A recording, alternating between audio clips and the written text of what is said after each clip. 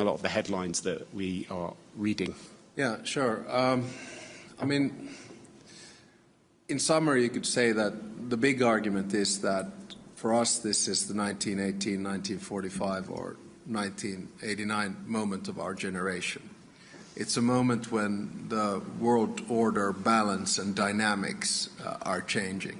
Sometimes they happen after wars, like after World War I, World War II, or sometimes after periods such as the Cold War.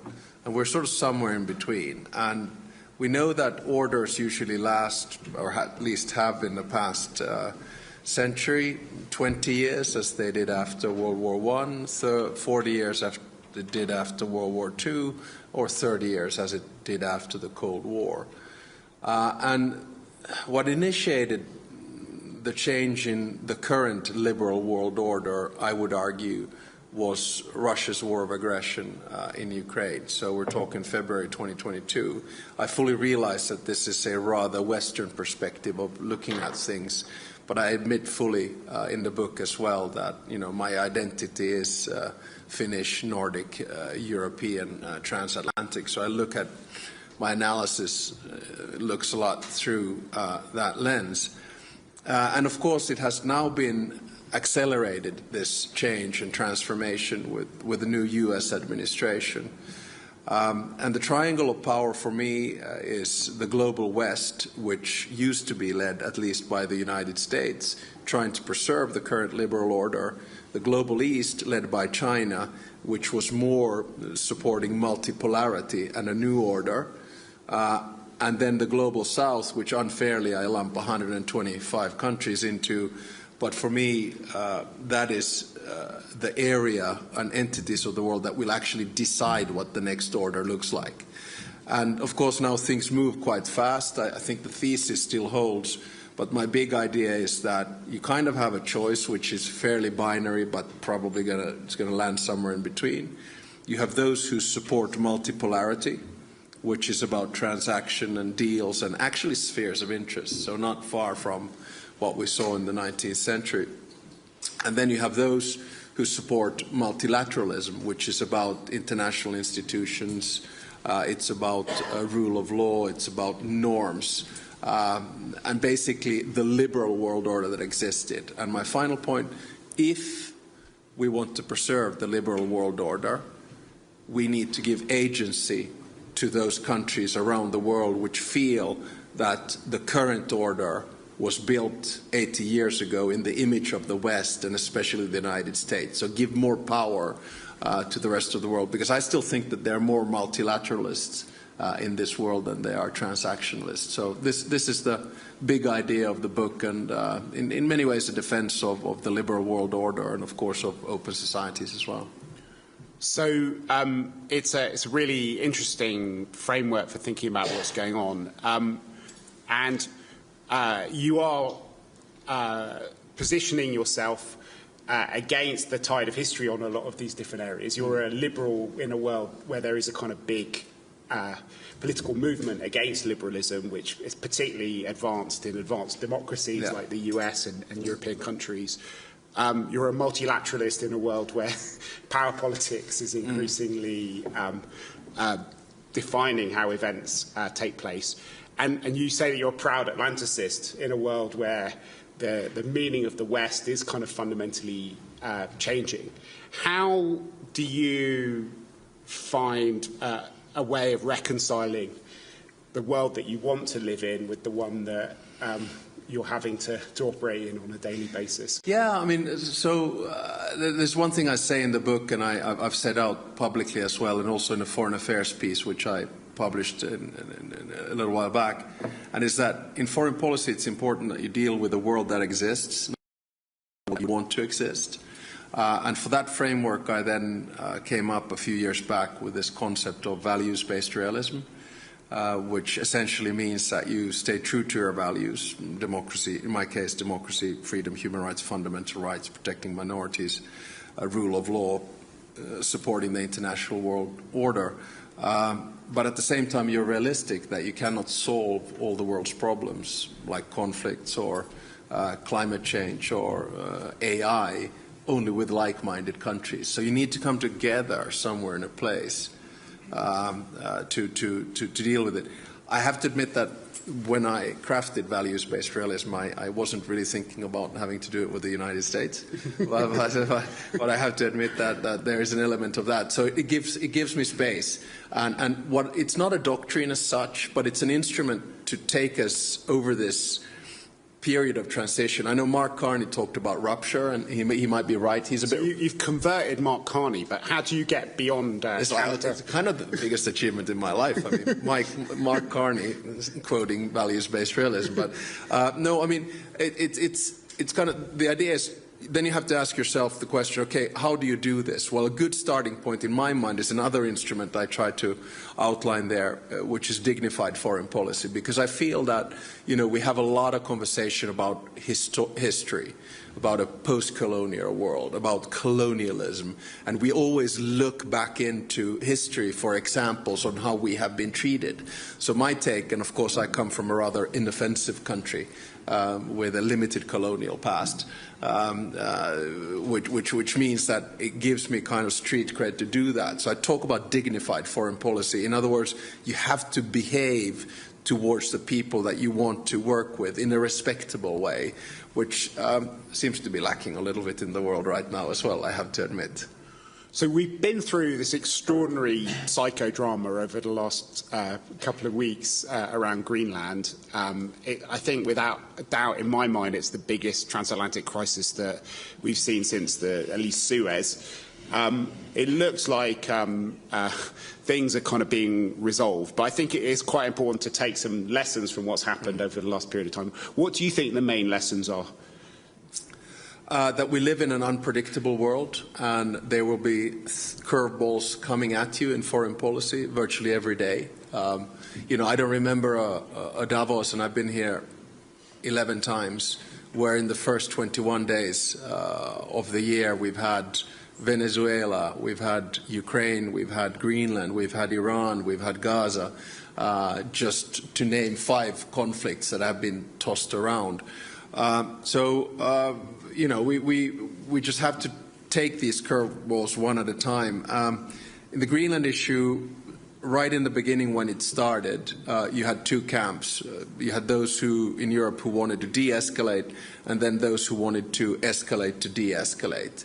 And I think most of us sort of worked in both of these spheres. So we were looking for instruments which would try to tone down the language by threatening escalation on different types of measures that the European Union has. But the key for me was to look at 3 possible outcomes or scenarios. One was good, one was bad, and one was ugly. The good one was that we would get an off-ramp and then a process which would strengthen Arctic security. A bad one would be an escalation in tariff wars. And an ugly one would be a declaration of military intervention in Greenland. And I think in the past 3 to 4 days, where we pretty much worked around the clock with Mark Rutte and Jonas Störe and American senators and others, we were able to escalate to de-escalate and end up in zone number 1. So good outcome. But at the same time, I can't say that this won't have an effect. Of course it does, because one of the key principles of the international order and how you treat alliances is that you respect the sovereignty and territorial integrity of each and every one of us. But we were able to deal with it short term, and now we have to have a look what we come up with long term. So what do you think the short-term lesson is that you need a mix of showing that you're serious by filling the vacuum, both militarily with threatening to use countermeasures and frenetic diplomacy. It's just you just have to work the phone, and you have to do it behind the scenes. And in terms of the longer-term questions, I mean, you're a very passionate European. You've worked for the EU institutions as well as for your own government. You've been part of this fundamental transformation of Finnish identity from being a kind of neutral country to being one of the most passionate defenders of European sovereignty and of the EU. What do you think Europeans need to do now in order to make sure they can be sovereign in this new world that we've been talking about? The first just general observation is people don't realize this. Finland is actually the only Nordic country which is 100% EU member, in the sense that we are in the no euro. opt-outs. Exactly. We don't, we're in the euro and we don't have any derogations. And I think that the original decision for us to join the union in 1995 in a referendum was based on security, though we didn't want to talk about it at the time. We never wanted to be alone again, so we did that. And of course on NATO, which I wish we would have joined much earlier, we ended up joining it also because, attacked Ukraine. So what's my advice to my European friends?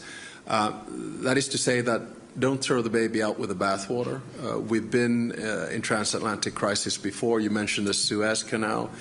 France left NATO. There has actually been regime change, or elections have changed leaders in Germany because of placement of different types of military equipment in Germany because of the transatlantic relationship. So I think be pragmatic, use the values-based, be true to your own values. So that means that you look for places where you can cooperate with the United States and the current administration. The war in Ukraine is an obvious one. NATO is another one. In my case, icebreakers. Probably not in the case of the rest of you, but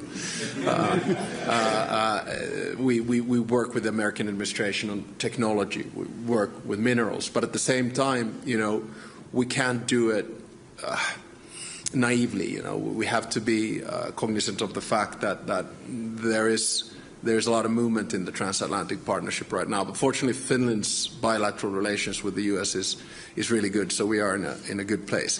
But when you do that, realize that there are going to be areas where you're simply going to disagree. And you can tell that either publicly, which some people do, or then privately, which I do. So it could be issues linked to international institutions and American withdrawal from the multilateral system, or it could be on U.S. unilateral action. It could be on climate change. It could be on how we defend democracy, both at home and abroad. It certainly was on Greenland, where you don't have to be an expert of international relations to understand why Finland staunchly supports Denmark and Greenland. So you just have to be open in this relationship. And when you do that, I think there's 3 levels. One is, of course, for me, the direct contact with the president. But I don't have no illusions. I mean, Trump whisperer, nice, but I mean, I whisper or text, and most of the time he doesn't listen. So, so be realistic about it. Second level is people close to Trump. And the third level is actually the first branch of government, Senate and Congress in general. So you just have to work very pragmatically at it and believe that this transatlantic partnership will survive. So before we all became experts on Greenland and Greenlandic security, the biggest European security question was about Ukraine and its future, and that is something which is very much still on the cards. And we hear that Steve Witkoff's going to fly off from Davos to Moscow. And Jared Kushner. And Jared Kushner as well. You've been intimately involved in every single stage of the negotiations and discussions around Ukrainian security. How do you see the situation at the moment? Well, I think probably 2 remarks on that. One on the peace process and one on the narrative of the war. So on the peace process, I'm carefully optimistic in the sense that ever since, to be honest, Jared Kushner came in, the process became much more concrete. So yes, there was a 28-point plan. But if you look at what happened after G20 in 3 different cities, Geneva, Berlin and Paris. In Geneva, we had national security advisors from the US, from Ukraine, and from Europe, trying to suss out and bring it down to 20 points. Then in Berlin, we had a number of European leaders, and then Kushner and Witkoff, who came to look at common landing zones. And then in Berlin, on the 5th of December, we had a meeting of the Coalition of the Willing. And in a broad perspective, I think, we're almost there. So we have pretty much 5+2 documents, which have to do with the 20-point plan, security guarantees, the prosperity plan, a sequencing plan, and a few others. So the good news is that Europe, Ukraine, and the United States is on the same page here. Now, my second point is that there seems to be a narrative that Ukraine is losing this war, and I simply don't buy that. And we have enough information and intelligence to back this up as well. But it's a Russian narrative which has been also floated a lot in the US. The first question you have to ask yourself, what were the strategic aims of Putin? Number one was to take over Ukraine and make it Russian. Well, Ukraine is going to become a member of the European Union. Number two was to prevent NATO enlargement. Well, Finland and Sweden joined because of Russia's war of aggression, and that basically doubles the border of NATO with Russia, so another failure. The third aim was to avoid the remilitarization of Europe. Now we're spending up to 5% of our GDP on defense expenditure. So and on top of that, you look at Russian projection of power in Iran, loss. Syria, loss. Venezuela, loss. What the United States was able to do in Venezuela in 12 hours in an operation is what the Russian military wanted to do in Ukraine with total failure. So, don't buy into this narrative that Russia is somehow winning this war. And if you look at it from a military perspective, what is going on right now is remarkable. Not only is Ukraine holding fort, the advancement of Russian forces is less than a percentage point in the past 2 years, so, of territory. So what was acquired was kind of acquired from 2014 to before the war began. I mean, it's a really slow war of attrition. And the cost of that, just to Russia in December, 34,000 dead. So for what? For claiming that you took Kupiansk when you didn't, and you claim it twice, and you didn't twice? So people are saying that Russia wants to continue the war because they want more territory. That's rubbish. Russia has to continue the war because this war is too big for Putin to fail. When you add on to that the Russian economy is in shambles, which means they're not going to be able to pay their soldiers, which means zero growth, end of reserves, interest rates and inflation in double digits. So Putin cannot afford to end this war. This is my big worry. So what do we need to do? We continue to support Ukraine. We continue to put pressure on Russia. That's the only way in which we can get a deal. This week will be important. There's Moscow today, and then there'll be Ukrainian, Russian and American national security advisors or negotiators in the Arab Emirates for 2 days after that. So, have faith. Ukraine is going to win this war. So I want to give people a chance to ask a few questions, but maybe before we can do that, we could just ask you another question about the future of the EU. You were saying that Ukraine will join the European Union. It's definitely one of the points in the 20 points. And there is talk of setting a date in the very near future by which Ukraine will join. But there is this paradox. On the one hand, from a security perspective, it's totally necessary and clear. It's an existential issue to integrate Ukraine into the European Union. But from a political perspective, it's extraordinarily difficult to envisage how it can join in the way that other countries joined. How do you've, unlike any other European leader, you've written extensively in the academic realm on differentiated integration and thinking about the EU in a much more complicated way. How do you square those two circles? Yeah, I guess that's a little bit nerdy. So I did my PhD on flexible integration. So the concept and idea that not everyone needs to do everything at the same time, and a concept which we've seen throughout the which everyone history. Apart from Finland seems to be using. Exactly. We're in the core of Europe all the time. So it's concepts such as multi-speed and variable geometry and etc. So my big thinking here is that there's nothing that unifies Europe more than pressure, and now that pressure is coming from both the East and the West. And this means that European Union enlargement has become strategic and existential rather than legalistic and juridical. So we're going to start seeing a more flexible Europe. For instance, I now don't differentiate, even though I'm a member of the European Union, with the work that I do with the United Kingdom and Prime Minister Starmer, or especially the 10 conversations I have with the Prime Minister of Norway every week, or the work that we do with Iceland, even though they're not members of the EU. So then you come to the question on, okay, how do you integrate it into the system? And I think that And I hear, just for everyone who, in the Finnish constitution, President does foreign policy and Commander-in-Chief, Prime Minister does the EU.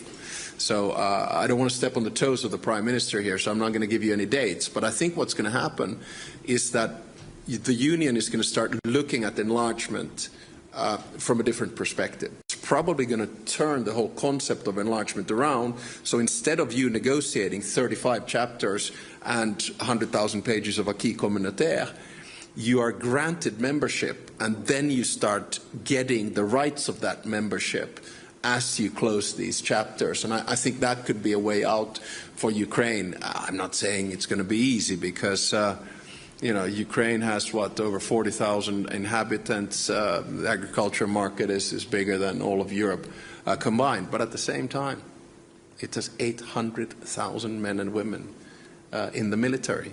So I think when Ukraine joins the European Union, the military power of the European Union is basically going to double or triple overnight. So it has a lot of issues, but then there are going to be issues about countries organizing a referendum about enlargement and things like that. So it's not going to be, enlargement is always, it's about three things. It's about absorption on three things. One is the institutions, can they absorb?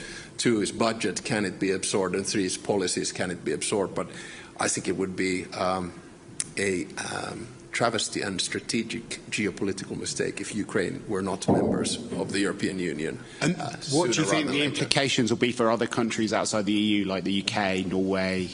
Well, as I've said, Mark, about the UK, is that it took you 7 years to negotiate yourself out of the EU. It'll take you 7 years to regret it, and then 7 years to negotiate yourselves back in. Okay, we've got time for a couple of questions before we end. If people could make them short and introduce themselves first. Sorry? Comfort. Oh, Comfort, yes. If Comfort is in the room. No, Comfort is in the room. Comfort does the first question. Thank you very much, President Stubb and Mark. I think the other lesson I would add to your list, President, is that it does matter to have somebody from one of the Western countries to put very clearly on the table, like you have done, and you've brought Mark Carney to do that with you, to recognise the rupture. Yeah. Because without that, then the rest of the world and what the rest of the world has been saying doesn't land until one of you accompany that message. Mark asked you what that looked like in practice, and you referred to a more dignified foreign policy. But can I push you a little bit further? Within the context of Sudan and Myanmar and Haiti, what does that actually look like in practical terms as well? And I don't want to look back in history, but I think a number of the rest of the world were very concerned about the variations of silence over Venezuela, and you've just underlined principles of sovereignty and territorial integrity as well. The challenge is that not everybody also supports Maduro. That's the challenge, but nonetheless, the principle still holds. Thank you. Yeah. Okay, no, it's a super good question, and thank you for all the reports that you and your team write in the crisis group. I try to read as many of them as I possibly can. I think the three examples that you brought forward, Sudan, Myanmar, and Haiti, are examples of what happens when we are focused on other crises, whether it's on Venezuela, whether it's on Ukraine, whether it's on Greenland, whether it's on Iran, or whether it's on Gaza. And I try to, and I raise in the book, not only in the part where I talk about the global south, I mean, how can we not talk about Sudan, which is basically probably the most atrocious conflict that we have. Myanmar, completely forgotten. And we're talking about a country of, what, 55 million people, where over half are now living in poverty, and there's no such thing as human rights, fundamental rights being there. And Haiti, same thing. I personally find that I try to deal with as many conflicts as I possibly can, but in my mind, in foreign policy, there are things that I can say which will be based on my values, and then there are things and conflicts where I can do, like, for instance, on Ukraine. So I try to, pick my battles. But there's a legitimate claim on that. On Venezuela, complicated. because on one hand there's the element of breaking international law. I mean, you just can't go in and remove a leader. On the other hand, you're going, well, removing Maduro, is he a legitimate leader? You know, so it's extremely complicated. I have to admit that in this particular case, I think values-based realism was a wonderful tool. Have we got time for one or two more? Okay. Okay, thank you very much. I'm Xu, the journalist from China's Taixi Media. And I would like to ask a question about your envision about the... The book needs to be translated into Chinese. Yeah, but I want to focus on the European political atmosphere ahead. Because for the drama that you've mentioned for the past 21 days, it should be like a wake-up call for European and the so-called European strategic autonomy. But would you worry that in the years ahead, maybe the rising populism or the isolationist emotion across Europe might taking part or might take apart the foundation for either European unity or the foundation for calling for further integration and strategic autonomy in Europe? And another following-up question I think we're almost out of time. Do you want to answer that quickly? Yeah, I think, first of all, I mean, I'll give it telegraphically. I do think that the pressure that we are now seeing coming from the United States and also coming from Russia will actually lead to deeper integration, probably more strategic autonomy or whatever you want to call it and however you want to define it, and also to an enlarged Europe. But there's another thing that it will lead to, and that is Europe looking also elsewhere. So we're kind of hedging or de-risking a little bit, like Mark Carney said in his speech. You know, Canada is 70% dependent on trade with the US. We are not in that situation. But we used to talk about de-risking from China. I don't hear that too much anymore, if you know what I'm saying. We're talking about de-risking elsewhere, which is an interesting phenomenon in all of this. And I think, you know, Europe is doing the right geopolitical thing, a deal with Mercosur. I won't have issue with what the European Parliament decided on that yesterday, but nevertheless, moving on. Or a free trade agreement with India. So you're going to start seeing Europe and other players. So this is in very many ways, I believe it is Europe's moment. And you are going to start seeing that. And I think we can cope with it fairly well. And just one final point. Europe used to be considered to be slow and legislative and bureaucratic and regulatory. Way too stable. And right now, people are looking for stability. So I actually think that a lot of investment will start coming into Europe as well. I mean, I'm talking about the EU-US thing. So I'm actually quite optimistic about the future of Europe because of COVID, because of Ukraine, because of energy, because of the US. Okay, so we got one final question, this gentleman here. Good afternoon and namaskar. I'm Ishan Pratap Singh from the Global Shapers New Delhi Hub. I'm a 22-year-old who studied economics, entrepreneurship and international relations. My question to you is, could you tell me, to the point you mentioned, to your mind, in navigating diplomacy, what is the utility of, because you said it's better if you call again and if you do it in private. So what's the utility of doing anything in public, and how has it been for you navigating it, and how have you been able to develop the skills to navigate this so well when it's a complicated environment to do so? Yeah, sure. Well, I mean, just to frame it, I think in foreign policy you have values, interests and power. And smaller players like myself, we have values and interests, but power becomes influence. And that's where diplomacy comes in. And I think we look at diplomacy, and we should look at diplomacy based on two pillars. One pillar is your traditional state-to-state relations. You know, what is the relationship between Finland and India? You know, values, interests, power, geography, history, culture. So that's one part, state-to-state, very formal. The other part is personal. What kind of a relationship do I have with the President of the United States or the Prime Minister of India? And then I, as a president, have to make the judgment, what are the things I want to say out in the public and what are the things that I can deal with in private? For me, this is almost like a family matter or friend matter. It's a question of trust. I mean, some things you just can't say out in the public, but you can, if you have a good relationship, then you can say them directly. And for me, that's not appeasement.